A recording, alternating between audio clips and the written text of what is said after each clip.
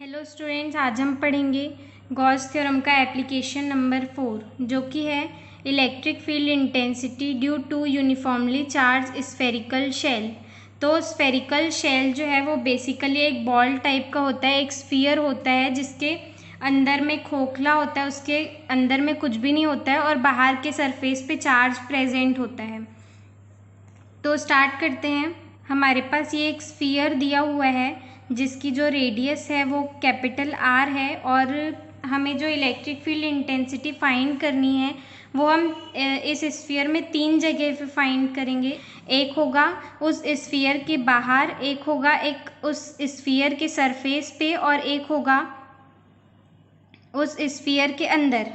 तो हमारी first condition है when the observation point P lies outside the spherical shell, मतलब कि जो ऑब्जर्वेशन पॉइंट P है वो स्फेरिकल शेल के बाहर होगा, तब हमें इलेक्ट्रिक फील्ड इंटेंसिटी फाइंड करनी है।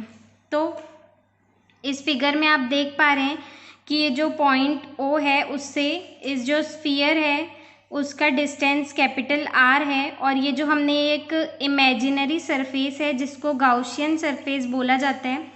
हमें गॉस थ्योरम के एप्लीकेशंस को पढ़ना है, तो गॉस थ्योरम में जो सरफेस होता है वो क्लोज्ड होना चाहिए। तो हमें स्फीयर के बाहर पढ़ना है कि इलेक्ट्रिक फील्ड इंटेंसिटी क्या होगी। तो हम उसके आजू बाजू एक सरफेस इमेजिन करेंगे जो कि जिसको हम गाउसियन सरफेस बोलेंगे। तो ये जो पॉइंट P है बाहर वाले सरफेस पे, उस पे हमें इलेक्ट्रिक फील्ड इंटेंसिटी फाइंड करनी है और जो सरफेस है वो क्लोज्ड होगा जिसको हमने इमेजिन किया है। तो पॉइंट O से बाहर वाला जो सरफेस है उसका डिस्टेंस स्मॉल r हो जाएगा और जो इलेक्ट्रिक फील्ड इंटेंसिटी है उसका डायरेक्शन बाहर की तरफ हो जाएगा क्योंकि पॉजिटिव चार्ज है यहाँ पे डिस्ट्रीब्यूट किया हुआ है। तो पॉजिटिव चार्ज का जो डायरेक्शन है वो आउटवर्ड होता है, तो इलेक्ट्रिक फील्ड इंटेंसिटी का डायरेक्शन भी आउटवर्ड होगा। और ये जो सरफेस है इसके रिस्पेक्ट में इसके परपेंडिकुलर जो एरिया होगा वो इलेक्ट्रिक फील्ड के डायरेक्शन में ही होगा। तो हमें पॉइंट P पे इलेक्ट्रिक फील्ड इंटेंसिटी फाइंड करनी है। तो जो इलेक्ट्रिक फ्लक्स का फॉर्मूला है वो होता है ये इंटीग्रेशन पे ये सर्कल और एस क्लोज्ड सरफेस को रिप्रेजेंट कर रहा है कि ये जो क्लोज्ड है और वो टोटल सरफेस को रिप्रेजेंट कर रहा है एस, और ये जो vector E dot vector D S वो इलेक्ट्रिक फ्लक्स का फॉर्मूला होता है। इलेक्ट्रिक फ्लक्स का जो फॉर्मूला है वो होता है ई डी एस और जो ये इंटीग्रेशन है वो टोटल सरफेस को रिप्रेजेंट कर रहा है। ये जो सर्कल और एस है वो सर्कल जो है वो क्लोज सरफेस को रिप्रेजेंट कर रहा है और एस जो है वो टोटल क्लोज्ड सरफेस को रिप्रेजेंट कर रहा है। तो जब वेक्टर हटता है तो कॉस थीटा आता है, तो जो ये है E D S cos theta हो जाएगा इलेक्ट्रिक फ्लक्स, और कॉस थीटा जो यहाँ पे हमने डायग्राम में देखा कि जो इलेक्ट्रिक फील्ड है और उसके सरफेस की जो डायरेक्शन है पॉइंट P के वो दोनों एक दूसरे के पैरेलल हैं, दोनों मतलब कि दोनों की डायरेक्शन के बीच में 0 डिग्री का एंगल बन रहा है। जो थीटा है वो 0 हो जाएगा तो cos 0 1 होता है।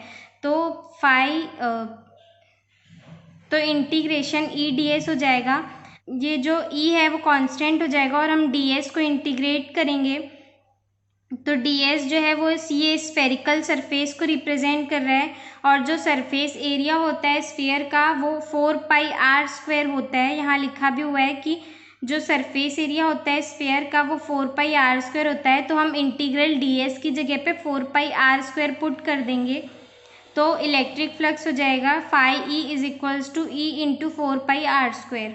आगे देखते हैं। तो जो हमने गाउसियन सरफेस सपोज किया था उसमें Q चार्ज इनक्लोज्ड है, तो गॉस थ्योरम से हमें पता है कि जो इलेक्ट्रिक फ्लक्स है उसकी वैल्यू Q अपॉन एप्सिलॉन 0 होती है। तो जो हमने पहले पढ़ा था इलेक्ट्रिक फ्लक्स की value E into 4 pi r square, और गॉस थ्योरम को इक्वेट कर देंगे क्योंकि दोनों के LHS इक्वल है तो RHS भी इक्वल हो जाएंगे। तो इक्वेशन 1 और इक्वेशन 2 से हमें मिल जाएगा E into 4 pi r square is equals to Q upon epsilon 0। तो इलेक्ट्रिक फील्ड इंटेंसिटी को हम एक साइड रखेंगे और बाकी सबको दूसरी जगह ट्रांसपोज कर देंगे तो हो जाएगा 1/4 पाई एप्सिलॉन नॉट, ये 4 पाई r स्क्वायर इधर आ जाएगा तो 4 पाई और यहाँ का एप्सिलॉन नॉट और Q अपॉन r स्क्वायर हो जाएगा। तो ये हो जाएगी इलेक्ट्रिक फील्ड इंटेंसिटी उस जो स्फेरिकल शेल है उसके आउटसाइड में। अब हमारी सेकेंड कंडीशन है when point P lies on the surface of spherical shell. जब पॉइंट P जो है वो स्फेरिकल शेल के सरफेस पे होगा तो हमें इलेक्ट्रिक फील्ड इंटेंसिटी फाइंड करनी है। तो इस डायग्राम में देखते हैं, हमें जो इलेक्ट्रिक फील्ड इंटेंसिटी फाइंड करनी है सेकेंड कंडीशन में, वो यहाँ पे फाइंड करनी है। तो ये जो स्फीयर है उसकी रेडियस r है, तो जो इलेक्ट्रिक फील्ड इंटेंसिटी है वो पहले वाले की जैसे ही रहेगी जो कि हमने आउटसाइड वाली कंडीशन में निकाला था। हम सिर्फ डिस्टेंस चेंज कर देंगे। तो जो इलेक्ट्रिक फील्ड इंटेंसिटी है वो आउटसाइड वाली कंडीशन पे जो थी वही रहेगी, सिर्फ हम डिस्टेंस को चेंज कर देंगे, स्मॉल r की जगह कैपिटल R कर देंगे। तो ये हो जाएगा E is equals to 1/4πε0 into Q upon capital R²। तो लेकिन हमें पता है कि जो सरफेस चार्ज डेंसिटी होती है उसका फॉर्मूला होता है sigma is equals to Q upon 4πr²। जो यहाँ पे सरफेस एरिया यूज़ हुआ है स्फीयर का उसकी वैल्यू 4πr² है। तो sigma is equals to Q/a की जगह पे हम 4πr² कर देंगे। रेडियस वही लेंगे जो जिस पोजीशन पे हम इलेक्ट्रिक फील्ड इंटेंसिटी फाइंड कर रहे हैं। तो sigma is equals to Q upon 4πr² हो जाएगा। तो Q is equals to sigma into 4πr² हो जाएगा। तो हम यहाँ पे Q की वैल्यू पुट कर देंगे सिग्मा इंटू 4πr²। तो 4πr² से 4πr² कैंसिल हो जाएगा, तो बचेगा सिग्मा अपॉन एप्सिलॉन नॉट। तो हमारा डेरिवेशन आ जाएगा E is equals to sigma upon epsilon naught. अब हमारी लास्ट कंडीशन है when the point P lies inside the spherical shell. तो डायग्राम में एक बार और देखते हैं। ये जो डायग्राम है इसमें हमें अंदर में इलेक्ट्रिक फील्ड इंटेंसिटी फाइंड करनी है। ये एक स्फीयर है, तो स्फीयर जो है स्फेरिकल शेल है, तो जो शेल है वो अंदर से खोखली होती है, उसके अंदर कुछ नहीं होता है। तो ये जो स्फीयर है इसके अंदर में कुछ भी नहीं होगा, तो चार्ज ज़ीरो होगा, तो इलेक्ट्रिक फील्ड इंटेंसिटी भी ज़ीरो होगी। यहाँ लिखा है कि जो चार्ज है स्फेरिकल शेल के इनसाइड में वो ज़ीरो होगा। तो इक्वेशन 3 जो है जो हमने आउटसाइड वाली कंडीशन पे निकाला था उससे चार्ज ज़ीरो है तो इलेक्ट्रिक फील्ड इंटेंसिटी भी ज़ीरो हो जाएगी। तो ये था आज का हमारा डेरिवेशन। Thank you.